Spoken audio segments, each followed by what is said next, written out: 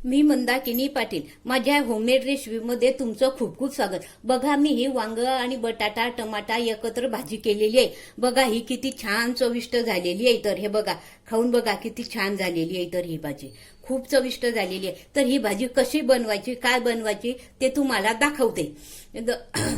चला तर मग बघू, आपण उशीर न करता रेसिपीला सुरुवात करू. श्री स्वामी समर्थ. मी मंदाकिनी पाटील. माझ्या होममेड या रेसिपीमध्ये तुमचं खूप खूप स्वागत. बघा, मी आज तुम्हाला ही भाजी बनवून दाखवत आहे. ही भाजी एवढी चवीला टेस्टी लागते की खूपच. तुम्ही पंगतमधील भाजी किंवा रेस्टॉरंटमधील भाजीला सुद्धा दूर करेल ही भाजी. एवढी चविष्ट आणि खूप छान लागते. तुम्ही घरी या भाजीचे एकदा तरी ट्राय करूनच बघाल. बघा, त्यासाठी मी कशी करते ते बघा. हे बघा, त्यासाठी मी काय केलेलं आहे हे बघा. हे आता या दिवसावर वांगे पण खूप स्वस्त येतात. आणि या दिवसाच्या वांग्याची चव पण खूप छान लागते. तर बघा, मी हे 3 वांगे घेतलेले आहे आणि या आकाराचे 3 वांगे घेतलेले आणि एवढे हे या आकाराचे 2 बटाटे आणि 2 टमाटे घेतलेले आहे. ते मी स्वच्छ पाण्याने धुवून हे बघा असे कापून घेतलेले आहे. बटाटे आणि वांगे हे अशा एवढ्या या आकाराच्या फोडी करून एकत्र पाण्यामध्ये स्वच्छ या पाण्यामध्ये मी थोडं मीठ टाकून 2-3 पाण्याने हे स्वच्छ धुवून घेतलेले आहे. हे ते 2 आकाराचे ते टमाटे होते ना, हे पण मी स्वच्छ धुवून कापून घेतलेले आहे. हे बघा, त्या भाजीसाठी आपण ठेचा तयार करून घेऊ. बघा,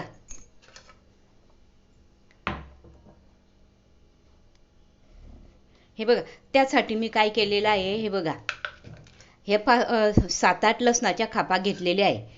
ह्या 7-8 लसणाच्या खापा घेतल्या. पाऊण इंच आल्याचं तुकडं घेतलेलं आहे. ते शिलून त्याचे हे असे बारीक तुकडे करून घेतलेले आहे. एक हिरवी मिरची घेतलेली आहे आणि हे थोडं जिरं घेतलेलं आहे आणि ही थोडी कोथिंबीर घेतलेली आहे. याचं आपण सर्व एकत्र ठेचा करून घेऊ.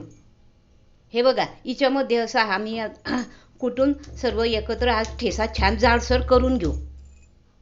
हे बघा, बघू शकता तुम्ही असा मी हा जाडसर ठेचा ठेसून घेतलेला आहे. तुमच्याकडे असा खल नसला ना तर तुम्ही मिक्सरमधून जरी जाडसर बारीक करून घेतलं ना तरी चालू शकतं. हे बघा, गॅसवर आता मी कढई ठेवलेली आहे. गॅस सुरू करते. या कढईमध्ये आपण 2 पळ्या तेल टाकू. हे बघा, आपलं आता कडकडीत तेल तापलेलं आहे. आधी मोहरी घालायची, मग जिरं घालायचं, त्यानंतर आपण हा कुटलेला ठेचा आहे ना हा घालायचा.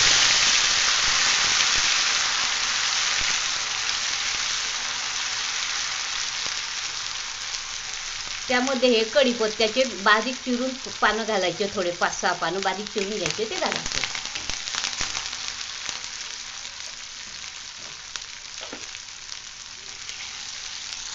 आपल्या आता या ठेचाचं बघा कच्चं पण सर्व तळून झालेलं आहे. आता आपण त्याच्यामध्ये फोडी घालू. हे बघा, ठेचा आपला सर्वात छान झालेला आहे. त्यामध्ये या फोडी घालायच्या.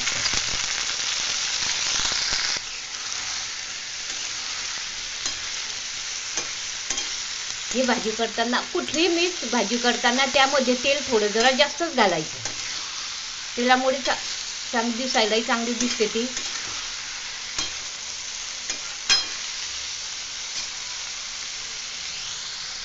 यावर आपण झाकण ठेवून देऊ.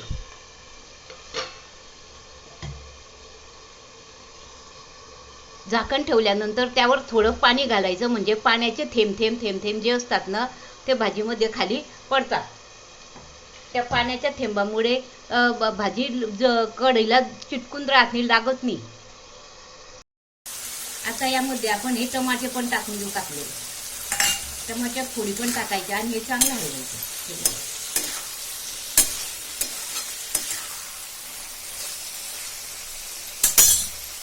वरून झाकण ठेवून द्यायचं. हे बघा, आणि त्यामध्ये ना असं थोडंसं हे गरम केलेलं वरचं पाणी असं थोडंसं घालून द्यायचं.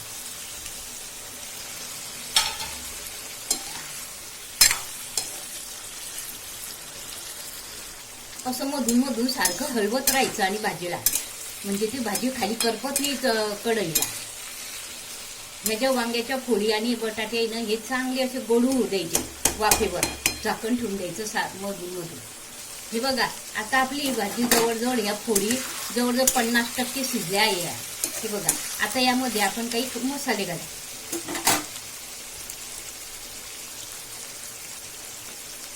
हे बघा, थोडी हळद घालायची,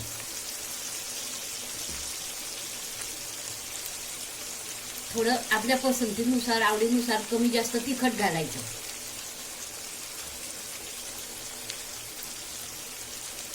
ही धने जिऱ्याची पूड घालायची, थोडा गरम मसाला घालायचा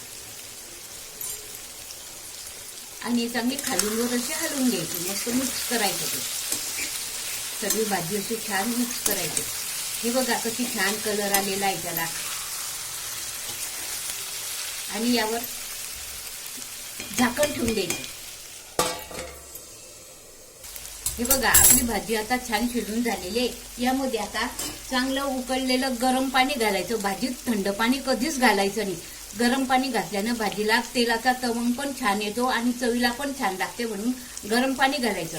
या भाजीत आपल्याला जसं लागेल तसं पाणी घालायचं. आपल्याला घरात जेवढी लोक आहे तेवढं कसं पाहून पाणी घालायचं.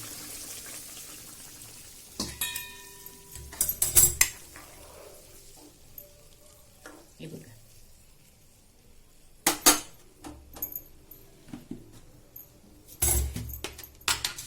वरतून मीठ घालायचं. चवीनुसार मीठ टाकायचं, जसं आपल्याला लागेल तसं. ही भाजी खायला खूप छान लागते. आता या भाजीला आपण जवळजवळ 15 मिनिट उकडू देऊ. ज्या भाजीला जेवढी चांगली उकडी आणली ना, जेवढा वेळ उकळली तेवढी ती भाजीची टेस्ट छान लागते आणि चवदार. समजा कमी जर उकळली ना तर भाजीची चव थोडी पंचट लागते. म्हणून भाजी केव्हाही चांगली 13 ते 15 मिनिट चांगली उकडू द्यायची. आणि त्या भाजी उकडताना तिच्यावर झाकण ठेवायचं नाही. आपण त्यामध्ये आता थोडीशी ही कसुरी मेथी घालते मी. बटाट्याची आणि वांग्याची भाजी आली त्यामध्ये कसुरी मेथी आलीच. कस्तुरी मेथीने चांगली चवीला खूप छान लागते भाजी. भाजीची चव वाढते.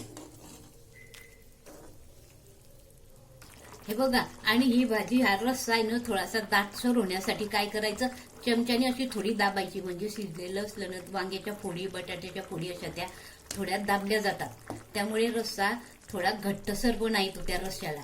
अशी थोडी थोडी ही दाबून घ्यायची. किंवा रवी असते ना आपल्याकडे वरण घोटायची, त्या रवीने जरी घोटलं ना तरी चालते. अशी ही चमच्यानं थोडी थोडी घोटून घ्यायची. हे बघा, वरतून आपण ही कोथिंबीर घालायची आहे. भरपूर कोथिंबीर घालायची. कोथिंबीर स्वच्छ धुवून घ्यायची.